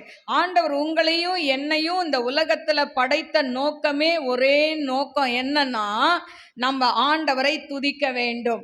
அன்னைக்கு ஆண்டவர் துதிக்கிறதுக்கு தான் தூதர்களை எல்லாம் வைத்தார். ஆனா ஆண்டவருக்கு மேல ஏறுவேன்னு சொன்னதுனால லூசிபரை கீழே தள்ளினார். அல்லேலூயா. அதே போலதான் இன்னைக்கும் உங்களை என்னையும் ஆண்டவர் எதுக்காக வைத்திருக்கிறார்னா, நல்லா வீடு மேல வீடு கட்டி நல்லா வசதியா வாழ்றதுக்கு மட்டும் இல்ல. ஆண்டவரை நாம் எப்பொழுதும் துதிக்க வேண்டும், அவருடைய நாமத்தை நாம் உயர்த்தி கொண்டே இருக்க வேண்டும். நம்ம கையில பணம் இருக்குதோ, பொருள் இருக்குதோ, இல்ல சொந்த வீடு இருக்குதோ, இதெல்லாம் இல்லாட்டா கூட ஆண்டவரை நாம் பிரைஸ் பண்ண ஆண்டவரை துதிக்க துதிக்க நம் வீடுகளில் கிருபை பெருகி கொண்டே இருக்கும். ஹல்லேலூயா, ஹல்லேலூயா. எனக்கு அருமையான தேவ பிள்ளைகளே, அதனால நாம் துதிக்க கற்றுக்கொள்ள வேண்டும். நம்ம வாய் எப்பவும் துதியில நிரம்பி இருக்க வேண்டும். பாருங்க, இந்த போர்க்கால அந்த குதிரை யுத்தத்துக்கு போகிற குதிரை என்ன பண்ணுமா? சும்மாவே ஒரு இடத்துல நிக்குமாங்க? நிக்கவே நிக்காது. அது என்ன பண்ணும்? அது நின்ன இடத்துல காலை என்ன பண்ணும்? அப்படியே அடிச்சுக்கிட்டே இருக்கும். ஏன்னா, என்னை விடு, போருக்கு விடு ஏன்னு சொன்னா ஒரு செகண்ட் அப்படி தட்டினோன்னா அதுங்க கிளம்பிடணும். அப்போ அது எப்பவுமே என்ன பண்ணும்? ரெடியா நிற்கும். கிறிஸ்தவர்களும் அப்படி இருக்கணும். ஹல்லேலூயா. எப்பவும் ஆண்டவரை துதிச்சுக்கிட்டே இருங்க. ஹல்லேலூயா. ஒரு பக்கம் பிசாசு இந்த பக்கம் சொல்லும், உன் பிள்ளை கீழ்ப்படியவே மாட்டேங்குது, அடங்கா பிடாரியா இருக்குது, சொல் பேச்சே கேட்க மாட்டுது, நீ துதிச்சுதான் என்ன? அது ஒரு பக்கம் நின்று சொல்லும். அதை அப்பாலே இப்போ சாத்தானேன்னு சொல்லிட்டீங்கன்னா அடுத்து துதிப்பீங்க. அடுத்து இன்னொரு பக்கம் சொல்லும், உங்க வீட்டுக்காரே சரியில்லையே, நீ என்ன துதிச்சு என்னத்தை கண்ட? இந்த பக்கம் ஒன்று நிற்கும். அப்போ அதை பார்த்து சொல்லுங்க, ஏசு நாமத்துல போ பிசாசு, என் கூட இருக்கிறவர் பெரியவர், உலகத்தில் இருப்பவனிலும் எனக்கு நமக்குள் இருக்கிறவர் பெரியவர் அப்படின்னு நீங்க அறிக்கை பண்ண ஆரம்பிச்சிங்கன்னா பிசாசு நம்ம விட்டு போயிடும். ஆனா நம்ம ஆண்டவர் செய்த நன்மையை நினைக்கிறதே கிடையாது. அதை நினைச்சா தானே துதிப்போம். இன்னைக்கு நீங்களும் நானும் உயிரோட இருக்கிறோமே, அதுவே ஆண்டவருடைய கிருபை தானே. அந்த கிருபையை நினைச்சா துதிப்போம். ஹல்லேலூயா. எனக்கு அருமையான தேவ பிள்ளைகளே, கொரோனா பீரியட்ல எல்லாம் ஆண்டவர் உங்களையும் என்னையும் பாதுகாத்தாரு. அதை நினைச்சா துதிப்போம் இல்ல? அதாவது மூச்சு விடுறதுக்கு ஆக்சிஜனை என்ன பண்ணாங்க? சிலிண்டர்ல அடைச்சிக்கிட்டு தேடிக்கிட்டு கிடைக்காம கியூல நின்னாங்க. நீங்களும் நானும் நம்ம இயற்கை, அதாவது அந்த ஆக்சிஜனை சுவாசிக்க ஆண்டவர் கிருபை கொடுத்தாரு, அதை நினைச்சா நம்ம துதிப்போமே. ஆனா இதெல்லாம் நினைக்க மாட்டோம். உன் மனைவி சரியில்லை, உன் பிள்ளை சரியில்லை, உன் வீட்டுக்காரர் சரியில்லை, உங்க அப்பா அம்மா சரியில்லை, இந்த பிசாசு பக்கத்துல நின்று சொல்லும், சரியில்லை சரியில்லை சரியில்லை, நீ எல்லாம் எதுக்கு இந்த உலகத்துல வாழ்ற? செத்து போயிரு. ஹல்லேலூயா. அதாவது திருடன் கொல்லவும் அழிக்கவும் தான் இந்த உலகத்துக்கு வரான். அப்போ நம்மளை ஆண்டவரை விட்டு பிரிச்சு நம்ம செத்துட்டா, இன்னைக்கு நிறைய பேர் சூசைட் பண்ணிக்கிறாங்களே, எங்க போவாங்க?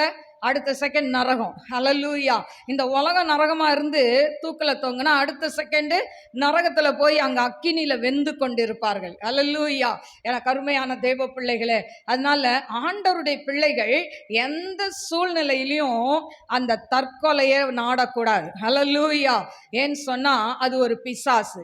அது கொண்டு நமக்கு அந்த எண்ணமே வரக்கூடாது. அந்த எண்ணம் வரும்போதெல்லாம் இயேசுவின் நாமத்தில் அப்பாலே போ சாத்தானேன்னு சொல்லணும். ஹல்லேலூயா. சொல்லிட்டு ஆண்டவரை துதிக்க வேண்டும். ஹல்லேலூயா. நல்ல பாட்டை பாடுங்க. வீட்டில் இருக்கும்போது வெறும் பாட்டில் ரெக்கார்டில் போட்டு கேட்கறத காட்டிலும் கேட்கறது நல்லது. கூடவே பாடுங்க. பாட பாட பாட உங்க இருதயத்தை ஆண்டவர் நிரப்பி கொண்டே இருப்பார். ஹல்லேலூயா. உங்க பலவீனெல்லாம் மாறிடும். ஹல்லேலூயா. பாருங்க, எனக்கு ஒரு பழக்கம் எப்பவுமே, இப்போ இல்லை, ஆரம்ப நாட்களில் என் பிள்ளைங்க சின்னதாக இருக்கும் போதே ஒரு பழக்கம் என்னன்னா, மற்ற பாட்டெல்லாம் சவுண்டாக போட்டால் என் காது வலிக்கும், தலைவலி வரும். ஆனால் ஆண்டவருடைய பாட்டை எவ்வளோ சவுண்டு வச்சாலும் தலைவலிக்கே வலிக்காது. என் பையன் கூட சில நேரம் கேட்பான், காது கேட்குதா இல்லையா உங்களுக்கு, இப்படி சவுண்டை போட்டு கொளுத்துறீங்களேன்னுவான். ஆனால் அதை நல்லா யாருமே இல்லைன்னா பார்த்தீங்கன்னா ரெக்கார்டை நல்லா சவுண்டாக வச்சுட்டு அப்படியே ஆண்டவரை நினச்சி துதிச்சுக்கிட்டே என் வேலையெல்லாம் செஞ்சிருவேன். என் பலவீனம் பாதி பலவீனம் போயிடும். அல்லேலூயா. பலவீனம் போகிறதுக்கு ஒரு மருந்து என்னன்னா, ஆண்டவருடைய பாடலை கேட்டுக்கிட்டே இருந்தால் நம்ம பலவீனங்கள் நம்ம விட்டு விலகிறோம். ஹல்லேலூயா. ஆனால் அந்த பாட்டு கீட்டு போடாமல் வீட்டில் அப்படியே சும்மாவே சுற்றிட்டு வந்தேன்னா அன்றைக்கி ரொம்ப பலவீனமாக இருக்கும். அதனால நீங்கள் இருக்கிற இடத்துல நல்ல ஆண்டவருடைய பாடல் துதி பாடலை நல்லா சத்தமாக போட்டு என்ஜாய் பண்ணுங்க. ஹல்லேலூயா. கர்த்தர் நல்லவர். நம்ம இருக்கிற இடத்துல ஆண்டவரை பறைசாற்றி கொண்டே இருக்கணும். கிறிஸ்தவ நான் சொல்லுவேன் அடிக்கடி, இங்கே தான் பாட்டு சத்தமும் கேட்கும், ஜப சத்தமும் கேட்கும், எல்லா சத்தமும் கேட்கும். காலையில் எழுந்தால் பாருங்கள் எங்களை சுற்றி அப்படியே ஒரு அமைதல். ஆனால் இங்கே மட்டும்தான் எத்தனை மணினாலும் கூப்பாடு, நைட்டு கூப்பாடு, காலையில் கூப்பாடு. அல்லேலூயா. ஏன்னா மரித்தவர்கள் தான் மௌனமாக இருக்க முடியும். நம்மளாம் மரித்தவர்கள் இல்லை. நம்மளாம் யாரு? ஜீவனுள்ளவர்கள். ஜீவனுள்ள தேவனுடைய ரத்தம் நமக்குள்ள போதா இல்லையா? அல்லேலூயா. அவருடைய ரத்தம் நமக்குள்ள வரும்போது நம்ம அமைதலா இருக்க முடியுமா? இருக்கவே முடியாது. நல்லா எப்பவும் நம்மளுடைய வாய் என்ன பண்ணணும்? துதிச்சுக்கிட்டே இருக்கணும், துதிச்சுக்கிட்டே இருக்கணும், ஜெபம் பண்ணிக்கிட்டே இருக்கணும். நம்ம முட்டி போட்டால் தான் ஜெபம் கிடையாது. முட்டி போட்டு ஜெபிக்கணும், ஒரு குறிப்பிட்ட நேரத்தில் முட்டி போட்டு ஜெபிக்கணும். ஆனால் மற்ற நேரத்தில் நம்ம நடந்துக்கிட்டே ஜெபிக்கலாம், கிச்சனில் வேலை செஞ்சுக்கிட்டே ஜெபிக்கலாம். நான் நிறைய சகோதரிகளுக்கு சொல்லி கொடுத்த ஒரு காரியம் என்னென்னா, இப்போ வாஷிங் மிஷின் இருக்குது, இருந்தாலும் என்னைக்காவது ஒரு நாள் உங்கள் வீட்டுக்காரருடைய ட்ரெஸ் எல்லாம் கையில் துவைக்கணும் இல்லை? அப்படி துவைக்கும் போதே சொல்லுங்கள், சே இந்த காலரில் பாரு எவ்வளோ அழுக்கு, இப்படி பண்ணி மாதிரி கொண்டு வராரு அப்படின்னு சரக்குன்னு தேய்க்காம, ஆண்டவரே இந்த சட்டையில் இருக்கிற அழுக்க போல எங்கள் வீட்டுக்காரர் இருதயத்தில் உள்ள அழுக்கெல்லாம் எடுங்கப்பா அப்படின்னு சோப் போட்டிங்கன்னா ட்ரெஸ்ஸுலேயும் அழுக்கு போகும், உங்கள் வீட்டுக்காரர் இருதயத்தில் இருக்க அழுக்கும் போயிடும். அல்லேலூயா.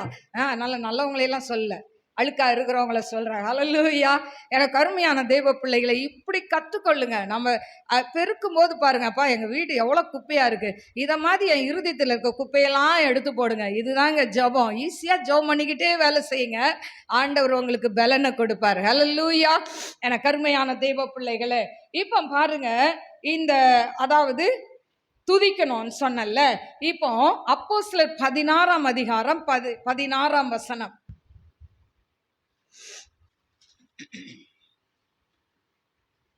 நாங்கள் ஜெபம் பண்ணுகிற இடத்துக்கு போகையில் குறி ஏவுகிற ஆவியை கொண்டிருந்து குறி சொல்லுகிறதுனால் தன் எஜமான்களுக்கு மிகுந்த ஆதாயத்தை உண்டாக்கின ஒரு பெண் எங்களுக்கு எதிர்பட்டாள். அவள் பவுலையும் எங்களையும் பின்தொடர்ந்து வந்து, இந்த மனுஷர் உன்னதமான தேவனுடைய ஊழியக்காரர், ரட்சிப்பின் வழியை நமக்கு அறிவிக்கிறவர்கள் என்று சத்தமிட்டாள். இப்போ பாருங்க, இந்த இடத்துல பவுலும் சீலாவும் போயிட்டு இருக்கிறாங்க. அவங்க ஊழியத்துக்கு போகும்போதெல்லாம் அங்கே குறி சொல்கிற ஒரு ஆவியுடைய ஒரு பொம்பளை உட்காந்துட்டு இவங்க உன்னதமான தேவனுடைய மனுஷர் அப்படின்னு சொல்லிக்கிட்டே இருந்தாலாம். இப்படி சொல்லிக்கிட்டே இருக்கும்போது பவுலுக்கு கோபம் வருது. கோபம் வந்து சொல்கிறாரு, உனக்குள்ளே இருக்கிற ஆவி வெளியே போன்ட்டார். போன்னு சொன்ன உடனே அந்த ஆவி வெளியே போயிடுச்சு. ஆனால் அவளை வச்சு அந்த ஊரார் என்ன பண்ணாங்க? சம்பாதித்து கொண்டு இருந்தார்கள். குறி சொல்ல வச்சு அதில் வர பணத்தில் இவங்கெல்லாம் சம்பாதனை பண்ணி கொண்டு இருந்தாங்க. இப்போ இந்த ஆவி வெளியே போனோன்னா இவளுக்கு குறி சொல்கிறது போயிடுச்சு. இப்போ எல்லாரும் என்ன பண்ணிட்டாங்க? இந்த பவுலையும் சீலாவையும் பிடித்து, நான் அநேக தடவை சொல்லியிருக்கேன், பவுலும் சீலாவும் ஹஸ்பண்ட் அண்ட் ஒய்ஃபா? சொல்லுங்க, எல்லாருக்கும் டவுட்டாக இருக்குன்னு நினைக்கிறேன். என்ன சுசீலா? பவுலும் சீலாவும் ஹஸ்பண்ட் அண்ட் ஒய்ஃப் இல்லை, 2 பேருமே ஆண்கள் தான். அல்லேலூயா. இவங்க 2 பேரும் நண்பர்கள் தான், சரியா? இவங்க 2 பேரும் என்ன பண்ணுறாங்க, இப்படி போயிட்டு இருக்கும்போது இந்த குறி சொல்கிற ஆவி போயிடுச்சு. இப்போ அங்கே இருக்கிற ஜனங்கள் என்ன பண்ணுறாங்க, இவங்க 2 பேரையும் பிடிச்சி கட்டி இவங்களை என்ன 40க்கு 1 குறைய நல்லா அடித்து இவங்களை தொழுமரத்தில் போய் கையை காலை கட்டி அவங்கள என்ன பண்ணிட்டாங்க? மாட்டி விட்டுட்டாங்க. இப்போ தொழுமரத்தில் கை கால் கட்டப்பட்டவர்களாய் அவங்க என்ன பண்ணுறாங்க? நடு ராத்திரியில் துதிக்கிறாங்களாம். ஹல்லேலூயா. எவ்வளோ உடம்பு வேதனை இருந்திருக்கோம்ல, அடி வாங்கினது ஒரு பக்கம், அவங்கள கை காலை கட்டி போட்டிருக்கிறது ஒரு பக்கம்.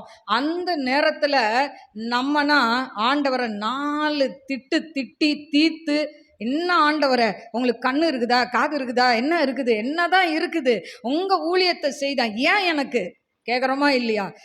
இன்னைக்கு சர்ச்சுக்கு தானே போயிட்டு வந்தான், ஏன் வந்தோடனே இந்த கலாட்டா, ஏன் எங்களுக்குள்ள சண்டை கேட்குறோமா இல்லையா? அத மாதிரி தான் பவுலும் சீலாவும் கேட்டாங்கன்னு நினைக்கிறீங்களா? இல்லை. அவங்க அந்த அந்த வேதனையின் மத்தியில் நடு ராத்திரியில் ஆண்டவரை நோக்கி துதிக்கிறாங்க, ஜெபிக்கிறாங்க, துதிக்க ஆரம்பிக்கிறாங்க, பாட்டு பாட ஆரம்பிக்கிறாங்க. இப்படி பண்ண கூட இருக்கவங்களாம் பாதி பேர் தூங்கிட்டு இருக்காங்க, பாதி பேர் தூக்கத்தில் கேட்டுக்கிட்டு இருக்கிறாங்க இவங்க என்ன பண்ணுறாங்கன்னு. ஆனால் இப்படிப்பட்ட நேரத்தில் அந்த சிறைச்சாலையின் அஸ்திபாரம் அசைந்ததாம். அல்லேலூயா. நம்ம துதிக்கிற துதியில சேர் கூட அசையாது. அல்லேலூயா. சேர் அசையுமாங்க? ஒவ்வொரு இடத்துல துதிக்க சொன்னா சும்மா இங்கேருந்து அங்கே போவாங்க, அங்கேருந்து இங்கே வருவாங்க. ஆனால் நம்ம சர்ச்சில் ரொம்ப டீசென்ட். அல்லேலூயா. நீங்களாம் ரொம்ப நல்லவங்க, ரொம்ப ரொம்ப ரொம்ப நல்லவங்க. அல்லேலூயா. இருக்கிற இடத்துக்கும் வலிக்காது, உங்களுக்கும் வலிக்காது. அல்லேலூயா. அதனால குதிங்கன்னு சொல்லலை. ஆனால் ஒரு அபிஷேகத்தில் நிரம்புங்க அப்படின்னு சொன்னால் நம்மளுடைய எனர்ஜியெல்லாம் ஃபுல்லாக எடுத்து நல்லா என்ன பண்ணணும்? அந்நிய பாஷையில் பேசணும். சிலருக்கு ஐயோ நமக்கு அந்நிய பாஷை கிடைக்கலையேன்னு சிலர் தவம் இருக்காங்க. இந்த சின்னதுங்க இருக்குதே, இதுங்களுக்கெல்லாம் கேட்காம கொடுத்துட்டனால கை தட்டுனா செத்தவங்க கையில் வெத்தலை பாக்குக்கு சொல்லுவாங்க. இந்த இப்படி தான் இது கை தட்டுறது. கொஞ்சம் கூட உங்களுக்கும் வலிக்காது, அந்த கைக்கும் வலிக்காது. வேணா பாஸ்டர் அம்மாவை பார்த்துக்கோங்க, கை தட்டுறதுக்கு தெரிலன்னா கற்றுக்கோங்க. அப்படி ஒரு தட்டு தட்டினாவே என்ன சொல்கிறேன், ஆமாம் 10 நரம்பு வீணையும் அதிரும். அல்லேலூயா. அந்த அளவுக்கு தட்டுவா. அவளை பார்த்து தட்டை படிச்சுக்கோங்க. அல்லேலூயா. எல்லாம் காவியாலேருந்து எல்லாம் அப்படியே இன்னும் ஒன்றுமே பலமே இல்லாத மாதிரி, உங்கள் அம்மா சாப்பாடே போடாத மாதிரி அப்படியே தட்ட வேண்டியது. அந்நிய பாஷையில் பேசு, அப்படியே வாய்க்குள்ளேயே முணங்க வேண்டியது. எப்படி? அப்புறம் ஆண்டவர் அற்புதம் செய்வார். அல்லேலூயா. நம்மளுடைய எனர்ஜி ஃபுல்லாக எடுத்து நம்ம என்ன பண்ணணும்? அபிஷேகத்தில் ஜெபிக்கணும். அல்லேலூயா. இவங்க பாருங்க, வேதனையின் மத்தியில் அந்த வலி, அடி, கை கால் கட்டி இருக்கு, அந்த வேதனையில் அவங்க துதித்து பாடினாங்களாம். சிறைச்சாலை அஸ்திபாரம் அசைந்தது. நீங்கள்லாம் அப்படி துதித்து பாடினா லில்லி ஆஃப் த வேலி மினிஸ்ட்ரி அப்படியே நல்லா அசைஞ்சு இந்த இடம் கொள்ளாத ஆத்துமாக்கள் உள்ளே வந்துடுவாங்க. அல்லேலூயா. நீங்களாம் அசையாதனால தான் இப்படி இருக்குது. அல்லேலூயா. கொஞ்சம் இனிமையாவது கொஞ்சம் அந்நிய பாஷையில், அதாவது ஆவியில் நிரம்புங்கன்னு சொல்லும்போது நல்லா கையை தட்டி நல்லா ஆராதிச்சிங்கன்னா எங்களுக்கு சந்தோஷம். அதை காட்டிலும் மேலே இருந்து பார்த்துட்டு இருக்கார் ஒருத்தர், அவருக்கு சந்தோஷம். அல்லேலூயா. எனக்கு அருமையான தெய்வ பிள்ளைகளே, இப்படி ஜெபிக்கும் போது அந்த சிறைச்சாலையின் அஸ்திபாரம் அசைது. என்ன நடக்குது? 29 வாசிப்போமா? அப்பொழுது அவன் தீபங்களை கொண்டு வர சொல்லி உள்ளே ஓடி நடுநடுங்கி பவுலுக்கும் சீலாவுக்கும் முன்பாக விழுந்து அவர்களை வெளியே அழைத்து வந்து, ஆண்டவமாரே, ரட்சிக்கப்படுகிறதுக்கு நான் என்ன செய்ய வேண்டும் என்றான். இப்ப இதுக்கு முன்னால் இப்படி அசைஞ்ச உடனே அது வரைக்கும் தூங்கினவங்க, என்ன ஜெயிலில் இதுலெல்லாம் இருக்கிறவங்கலாம், காவலாளிகள்லாம் அப்படியே கண்ணை முழிச்சிட்டே இருக்காங்கன்னு நினைக்கிறீங்களா? தூக்கம், எல்லாம் தூங்குறாங்க. இப்போ அசைஞ்ச உடனே எல்லாம் ஓடி ஐயோ தப்பிச்சு போயிட்டாங்களே அப்படின்னு கத்தி எடுத்து இவங்களே குத்திக்க போகிறாங்க. அப்போ தான் பவுல் சொல்கிறார், நீங்கள் ஒன்றும் செய்யாதீங்க, நாங்கள் இங்கே தான் இருக்கிறோம். அல்லேலூயா. இங்கே தான் இருக்கிறோம் அப்படின்னோடனே அது வரைக்கும் உங்களை அடித்து துன்புறுத்தின அத்தனை ஜனங்களும் ஆண்டவன்மாரே, அல்லேலூயா, அது வரைக்கும் என்ன சொல்லியிருப்பாங்க? அவங்கள வசப்பாடியே தீர்த்திருப்பாங்க. ஆனால் ஆண்டவன்மாரே, ரட்சிக்கப்பட நாங்கள் என்ன செய்யணும்? அல்லேலூயா. அப்போ என்ன பதில் சொல்றாரு? வாசிப்போமா? 30. அதற்கு அவர்கள், கர்த்தராகிய இயேசு கிறிஸ்துவை விசுவாசி, அப்பொழுது நீயும் உன் வீட்டாரும் ரட்சிக்கப்படுவீர்கள். பாருங்க, ரட்சிக்கணும்னா என்னங்க செய்யணும்? கர்த்தராகிய இயேசு கிறிஸ்துவை விசுவாசிச்சா போதும், ரட்சிப்பு கிடைக்கும். அல்லேலூயா. ஆண்டவர் தான் மெய்யான தெய்வன்றதை விசுவாசிக்கணும், நம்பணும். அல்லேலூயா. எனக்காக ரத்தம் சிந்தினார், ஏன் பாவத்துக்காக, ஏன் அக்கிரமத்துக்காக அவர் அடிக்கப்பட்டார் நம்பிட்டீங்கன்னா அதுதான் என்னது? ரட்சிப்பு. அல்லேலூயா. விசுவாசி, அப்பொழுது நீ வீட்டாரும் ரட்சிக்கப்படுவீர்கள். ஈஸியா ஒரே லைன்ல பவுல் சொல்லிட்டார். நம்மளும் தான் காட்டு கத்தின்னு தான் இருக்கிறோம். அசைய மாட்டுறாங்க சில பேர்லாம், இல்லை? எவ்வளோதான் சத்தியத்தை கேட்டாலும் செவிட்டு விரியனை போல நிறைய பேர் இருக்கிறோம். அல்லேலூயா. செவிட்டு விரியன் பார்த்தீங்கன்னா அது காதை கேட்காது. எவ்வளோதான் கத்துனாலும் கேட்காது. அதை மாதிரி இன்னைக்கு நிறைய பேர் இருக்கிறோம் இல்லை? எனக்கு அருமையான தெய்வ பிள்ளைகளே, பாருங்க, இப்படி சொன்ன உடனே இவங்களுக்கு ரொம்ப சந்தோஷம். அவங்க வீட்டாரெல்லாம் ஆண்டவரை ஏற்றுக்கிட்டாங்க. அதுக்கப்புறம் ஞானஸ்நானம் எடுத்துட்டாங்க. அவங்க ரொம்ப ஹாப்பியாக இருந்தாங்கன்னு சொல்லி நம்ம வேதத்தில் பார்க்குறோம். அப்போ இன்னைக்கு நீங்கள் கஷ்டத்தின் மத்தியில், வேதனையின் மத்தியில், நிந்தனையின் மத்தியில், அவமானத்தின் மத்தியில், பிரச்சனையின் மத்தியில் தேவனை துதித்து பாருங்க. உங்களை சுற்றி இருக்கிறவங்க சொல்லுவாங்க, சரியான பைத்தியமாக இருக்குது, வீட்டிலேயே அவங்க வீட்டுக்காரர் ரட்சிக்கப்படல, வீட்டுக்காரர் ஒரு குடிகாரனா இருக்கிறான், இப்படிலாம் இருக்குது, இது பைத்தியம் மாதிரி பாட்டு பாடின்னு தெரியுது அப்படின்னு வாங்க. ஆனா இந்த பைத்தியம் ஒரு நாளைக்கு எழுந்து நிற்கோன்றது அவங்களுக்கு தெரியாது. அல்லேலூயா. அன்னைக்கு சொல்லுவாங்க, ஐயோ இதை பைத்தியம்ல நினைச்சோம், ஆனா இது இவ்வளோ டேலண்ட் எங்க இருக்குது அப்படின்னு சொல்லி, அம்மா எனக்கு கொஞ்சம் ஜெபம் பண்ணுமா. ஒரு நாள் வருவாங்க, உங்க கையில் உங்க கிட்ட வருவாங்க.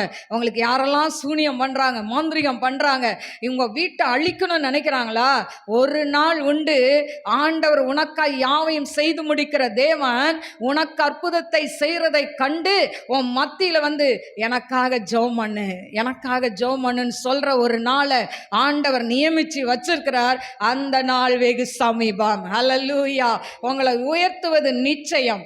எப்படி இந்த சிறைச்சாலையினுடைய அந்த அதாவது அந்த ஆண்டவர் அந்த வார்டனை ரட்சித்தது போல, குடும்பமாய் ரட்சித்தது போல, உங்களை சுற்றி இருக்கிற ஜனங்களை உங்க மூலமாய் உங்க சொந்தங்களை, உடன்பிறப்புகளை தேவன் ரட்சிக்க வல்லவராய் இருக்கிறார். ஹல்லேலூயா. அதனால சோர்ந்து போகாதீங்க. உங்க கவலை பாரத்தெல்லாம் ஆண்டவர் மேல வச்சிருங்க. ஹல்லேலூயா. கவலைப்படுறதுனால ஒரு முழத்தை கூட்டவோ குறைக்கவோ முடியாது. எனக்கு அருமையான தேவ பிள்ளைகளே, அதாவது என் லைஃப்பில் பார்த்தீங்கன்னா, என் பிள்ளைங்க சின்னதாக இருக்கும்போதே என் டைரியில் எழுதியிருப்பேன், என் பையன் பிஇ படிக்கணும் ஆண்டவரை, ஊழியம் செய்யணும் ஆண்டவரை. எப்போ? இவங்க சின்ன பிள்ளையா இருக்கும்போது. அதே மாதிரி என் மகளுக்கும் எழுதியிருப்பேன், அவள் பிஎஸ்சி பிஎட் படிக்கணும். ஏன்னா பொம்பளை பிள்ளைங்களெல்லாம் வேலைக்கு அனுப்ப மாட்டாங்க. அதனால சரி இப்படியாவது படித்தா வேலைக்கு அனுப்புவாங்க. அந்த இதில் என் பிள்ளை பிஎஸ்சி பிஎட் படிக்கணும் என் பொண்ணு, அப்புறம் அவள் ஊழியர் செய்யணும். ஆண்டவர் பாருங்களேன், நான் சொன்ன மாதிரி அவளும் பிஎஸ்சி படித்தா. ஆனால் படித்து முடித்து கொஞ்ச நாள் வேலைக்கு போனால் உடனே மேரேஜ் வந்தது, ஊழியக்காரர். ஹல்லேலூயா. அதே மாதிரி என் பையனுக்கும் அவன் பிஇ படிக்க வைக்கணும்னு நினச்சேன். அவன் பிஇ மட்டும் இல்லை, எம்பியும் முடிச்சிட்டான். ஆனால் இன்னைக்கு நல்ல வேலையில் இருந்தாலும் என் ஜெபம் மட்டும் அன்னைக்கு எடுத்த ஜெபத்தை நிறுத்தவே இல்லை. என் பையன் எனக்கு பிறகு இந்த ஊழியம் லிலி ஆஃப் த வேலி மினிஸ்ட்ரின்னு ஒன்று இருந்துதான்னு கேட்கக்கூடாது, என் பையன் எடுத்து செய்யணும்னு ஜெபம் பண்ணேன். அந்த ஜெபத்தை கர்த்தர் கேட்டார். ஹல்லேலூயா. இது லேசாக வந்துருச்சு நினைக்கிறீங்களா? இல்லை, அநேக போராட்டம், நிந்த, அவமானம். ஹல்லேலூயா. அவனை பிஇ படிக்கும்போது எங்கள் சொந்தங்கள் சொன்ன ஒரு வார்த்தை இன்னைக்கு என் காதில் ரீங்காரம். அகலக்கால் வைக்கிறாங்க, அகலக்கால். அதாவது ஹஸ்பண்டுக்கு நல்ல வேலை இல்லைன்னா சும்மா ஒரு ஐடிஐ படிக்க வைக்கிறது என்ன, எதுக்கு பிஇ படிக்க வைக்கணும்? பாருங்க, இப்படி எல்லாம் வார்த்தைகளை கேட்டு அநேக மனதில் வேதனையோடு தான் என் பிள்ளைங்களை படிக்க வச்சேன். ஹல்லேலூயா.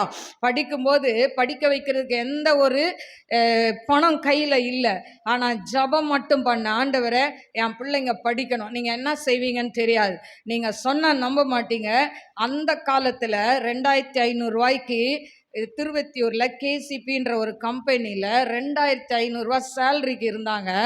அவங்கள ஆண்டவர் இந்தோனேஷியாவுக்கு கொண்டு போய் 45,000 ரூபா சேலரி மாதத்துக்கு. அந்த காலத்தில் அது பெரிய அமௌண்ட். ஹல்லேலூயா. அப்போல்லாம் ஒரு 1000 ரூபா நான் கடைக்கு எடுத்துகிட்டு போனேன்னா பை நிறையா எல்லாத்தையும் வாங்கிட்டு வந்துடலாம். இப்போ 1000 ரூபா எடுத்துகிட்டு போனால் பை தான் வரும், உள்ள ஒன்றுமே இருக்காது. ஹல்லேலூயா. எனக்கு அருமையான தேவ பிள்ளைகளே, கரெக்டாக என் பிள்ளைங்க படித்து முடிக்கிற வரைக்கும் அவர் இந்தோனேஷியா, மலேசியாவில் வேலை செஞ்சார். அப்புறம் ஆண்டவர் தூக்கிட்டு வந்து இங்கே போட்டுட்டார். ஹல்லேலூயா. போதும்பா நீ வேலை செஞ்சது, ஃபாரின் போனது போதும்னு கொண்டு வந்துட்டார். ஹல்லேலூயா. கர்த்தர் நல்லவருங்க. அவர் நமக்காய் யாவையும் செய்து முடிக்கிற தேவன். எனக்காய் யாவையும் செய்து முடித்தார். ஏன் தெரியுமா? 95 ஊழியத்துக்கு வந்தேன். அதாவது 1995 ஊழியத்துக்கு வந்தேன். வெறும் ப்ரேயர் செல் மாதிரி தான் வீட்டில் நடத்தினேன். அப்போவுமே 30-40 பேர் இருப்பாங்க. வெறும் கட்டில் எல்லாம் பாய போட்டு பெட்டை மடிச்சு விட்டு கட்டில் பாய போட்டு கட்டில் பாதி பேரை ஏற்றுவேன். அந்த ரூம் சின்னது 10க்கு 10 தான் இருக்கும். அதிலே ஒரு பக்கம் பீரோ இருக்கும். அந்த இடத்துல பாய போட்டு எல்லாம் பக்கத்தில் அப்படியே ஒட்டிக்கிட்டு உட்காந்துருப்பாங்க. அப்படி தான் நான் நடத்தினேன். இதில் பாதி கூட இருக்காது அந்த ரூமு. அப்படி தான் நடத்தினேன் ப்ரேயர். பார்த்தீங்கன்னா அப்பவும் பேய் பிசாசெல்லாம் ஓடும். ஹல்லேலூயா. ஆரம்பத்துலேருந்தே பேய் ஓட்டுற வேலை தான். ஹல்லேலூயா. 95லேருந்து நானும் பேய் ஓட்டிக்கிட்டே இருக்கேன். இன்ன வரைக்கும் ஓட்டிக்கிட்டு தான் இருக்கிறேன். ஹல்லேலூயா. அப்போ ஆண்டவர் பாருங்க, ஆண்டவருக்குன்னு வைராக்கியமாக இருந்தேன். ஆண்டவரே உமக்குன்னு ஏதாவது செய்யணும். அன்னைக்கு அவ்வளோ நெருக்கத்தின் மத்தியில் அந்த ஊழியத்தை ஆரம்பித்தேன். 95ல் 96ல் எங்கள் வீட்டுக்காரரு அதாவது இந்தோனேஷியா ஆண்டவர் கூட்டிகிட்டு போனார். ஒரு செலவு இல்லை. ஃப்ளைட் டிக்கெட்டு கிடையாது, எதுவும் கிடையாது. அங்கே ஒர்க் பண்ண ஒருத்தர் அவங்கள ஒரு கேங்கா சிலரை கூட்டிகிட்டு போனாங்க. பாருங்க, அங்கே போயும் தங்குறதுக்கு இது கிடையாது, சாப்பாடு செலவு கிடையாது, எல்லாம் ஃப்ரீ. அப்படியே பணம் வாங்கி அப்படியே நமக்கு ஃபுல்லாக. ஹல்லேலூயா. கர்த்தர் எவ்வளோ நல்லவர். ஹல்லேலூயா. கர்த்தர் அப்படி தான் வச்சுருந்தார். அதுக்கப்புறம் சில பாடுகள்லாம் வந்தது. பாடு இல்லாத வாழ்க்கை கிறிஸ்தவ வாழ்க்கையே இல்லை. ஆனால் பிள்ளைங்க படிக்கிறதுக்கு கர்த்தர் எனக்கா யாவையும் செய்து முடித்தார். ஹல்லேலூயா. அதனால தான் சொல்கிறேன், பிள்ளைங்களை வச்சுருக்கோம், எப்படி படிக்க வைப்போம், என்ன செய்வோம், கவலையே படாதீங்க. நான்லாம் ஒரு பொண்ணு வச்சுருந்தேன், ஒரு குண்டுமணி கூட சேர்த்து வைக்கல. ஹல்லேலூயா. எல்லாரும் சொல்லுவாங்க, இவ்வளோ பெரிய பொண்ணு வச்சுக்கிறியே, ஒன்றுமே நகை இல்லையே. கர்த்தர் பார்த்துக்குவார். கடைசியில் அது நகையே போடாமல் கல்யாணம் பண்ணியாச்சு. ஹல்லேலூயா. கர்த்தர் பார்த்துக்கிட்டாரா இல்லையா? கர்த்தர் எனக்கா யாவையும் செய்து முடிச்சாரா இல்லையா? ஹல்லேலூயா. ஊழியக்காரர் வேணான்ட்டாரு, என்ன பண்ணுறது? சரி, ஓகே. அப்போ ஆண்டவர் அந்த வாழ்க்கை அவ்வளோ மனரம்யமாக ஏற்றுக்கொண்டாள். அவள் சொன்ன நான் வாழ்கிறது ஒரே ஒரு வாழ்க்கை, நான் ஏசப்பாக்காக வாழ்கிறேன். ஹல்லேலூயா. நான் சொன்னேன், ஏம்மா உனக்கு நகை போட்டே அழகு பார்க்கலையே, நீ நகை வேணான்னா விட்டுரு, உனக்கு ஆசை இருந்தால் விட்டுரு அப்படின்னா. இல்லை பரவாயில்ல, நான் வாழ்கிறது ஒரு வாழ்க்கை, அது ஆண்டவருக்காக வாழ்வேன். அந்த சொன்ன வார்த்தை. ஹல்லேலூயா. இன்னைக்கு அவளை ஆண்டவர் நல்லா தான் வச்சிருக்கிறாரு. ஹல்லேலூயா. அதனால் கர்த்தர் நமக்காக யாவையும் செய்து முடிப்பார். உங்களுக்காகவும் யாவையும் செய்து முடிப்பார். எனக்கு செய்த தேவன் உங்களுக்கு செய்ய மாட்டாரா? நிச்சயமாய் செய்வார். அதனால் கவலையை விட்டுருங்க. கவலைப்பட்டீங்கன்னா பிபி சுகர் தான். ஹல்லேலூயா. சுகர் பத்தலைன்னா எடுத்துக்கலாம் உங்ககிட்ட இருந்து. பிபி இதெல்லாம் ஏன்? கவலை எடுத்து அப்படி வச்சிருங்க இறக்கி. இங்கே வந்துட்டிங்களா, இப்படி இறக்கி வச்சுருங்க. மாடி விட்டு கீழே போகும்போது தூக்கி திரும்ப தலைமையில் வச்சுட்டு போயிடாதீங்க. ஹல்லேலூயா. இறக்கி வச்சுருங்க ஆண்டவர் சமூகத்தில். கர்த்தர் உங்களை ஆசீர்வதிப்பார். கண்களை மூடி நாம் செபிப்போமா? ஸ்தோத்திரிக்கிறேன் ஆண்டவரே, மகா பரிசுத்தமுள்ள நல்ல தகப்பனே. தாவீது சொன்னான், கர்த்தர் எனக்கா யாவையும் செய்து முடிப்பார். அடிமை சொல்கிறேன்ப்பா, என் வாழ்க்கையில் கர்த்தர் எனக்கா யாவையும் செய்து முடித்தீங்க டாடி. அதற்காக நன்றி சொல்லி துதிக்கிறேன் ஆண்டவரை. அப்பா நன்றியோடு துதிக்கிற பரபரபா ஷப ரப ரபா கரபா ரிஹதனாய் கரபா. இதை யூடியூப்ல பார்த்து கொண்டிருக்கிற ஒவ்வொரு பிள்ளைகளுக்கும் நீங்க யாவையும் செய்து முடிக்க போறதுக்காய் நன்றி ஆண்டவரே. ஐ நோ தை கன் ஷில் பி ஹோதனாய் பிரகதனாய் லக்ஷா லகிதனா ரபி கரபா ஓரபா லிபா ஹதனாய் கன்சி போலா ஹதனாய் கரபா ஓரபா. இதை யூடியூப்ல பார்த்து கொண்டிருக்கிற பிள்ளைகளுக்கோ இங்க வந்திருக்கிற பிள்ளைகளுக்கு கர்த்தர் சொல்கிற வார்த்தை, நான் உனக்காய் யாவையும் செய்து முடிப்பேன். கரங்களை தட்டி ஆண்டவரை மகிமைப்படுத்துவோமா? நான் உனக்காய் யாவையும் செய்து முடிப்பேன் என்று கர்த்தர் சொல்கிறார். ரியா ஷபரபலபரப ரிபக்கரபலபரபா கரபா உர்ரபா கபபபபபபா.